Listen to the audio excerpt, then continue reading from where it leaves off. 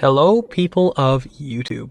I figured I'd come on here and make a really quick video on how to enable your brake service mode on your 2019 or newer Mazda 3.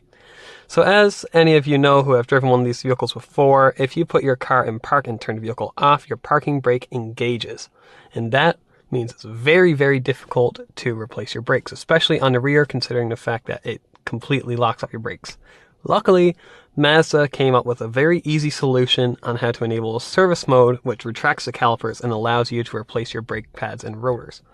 And in this video, I'm just going to show you how to do it. So what you're going to do, you're going to want to put your car in the ignition on mode without the engine running, just like that. I have my seatbelt on so it doesn't ding. And just like that, it's on. You're going to want to put your foot on the brake after you do that. Hold down the parking brake. It's going to beep.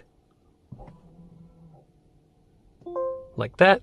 You want to let off the brake, and then you want to put your foot on the gas while still holding down that. Then click this 3 times really fast. And you can hear it retracting in the back. You can let go at this point. And you get the orange light on your dash right there. That shows that your calipers are completely retracted and your parking brake is not going to work.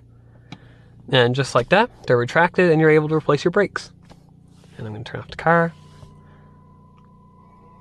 And then, once your brakes are replaced and you're ready to go again, all you got to do, pretty much the same process, just opposite. Turn the car on, put your foot on the gas again, hold up on the brake, and you're just going to click it 3 times fast again. And you can let go again, and you can hear it retracting.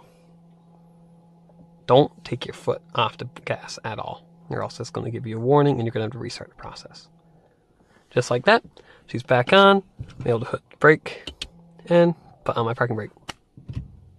And that's all there is to it. And thank you for watching, and have a good day.